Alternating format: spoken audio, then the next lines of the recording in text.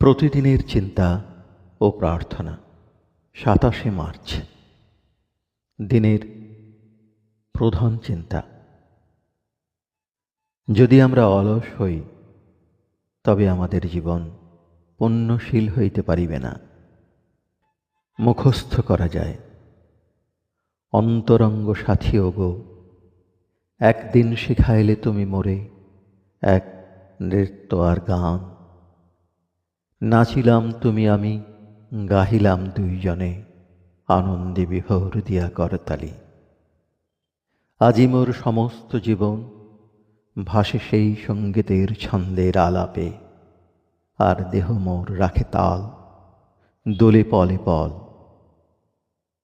উপদেশ: মন যদি বৈষয়িক চিন্তা ও ভাবে জর্জরিত হয়, তবে সেই মন এমন ভারাক্রান্ত হইয়া পড়ে যে উন্নত সত্তার স্পর্শে সাড়া দিতে পারে না।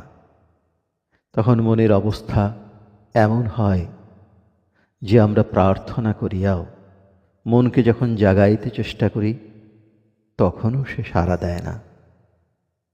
কিন্তু যাহারা সাবধান হইয়া আধ্যাত্মিক জীবন যাপন করেন, তাহাদের অভিজ্ঞতা অন্যরকম।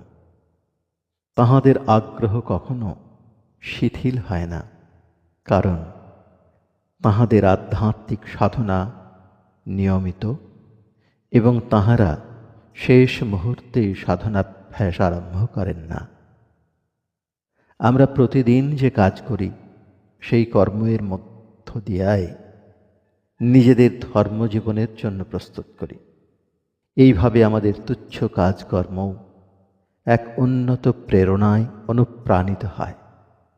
এ সকলই নির্ভর করে আমাদের মনের অবস্থার উপর। আমরা সতর্ক কিনা, আমাদের আগ্রহ কত, ইহা দেখিতে হইবে। প্রার্থনা: হে প্রভু, তুমি আমায় সাহায্য করো, যেন আমার চিন্তা ঊর্ধ্বগতি হয় এবং আমার জীবনে পুণ্য দিব্যতা প্রকাশিত হয়। আমাকে তাঁহার দৈবী সত্তায় ভরপুর করো। আমি যেন তাঁহার দিব্য হৃদয়ের সঙ্গে মিলিত হইয়া বাঁচিয়া থাকি এবং সংসারের কোলাহল যেন আমাকে বিচলিত না করে।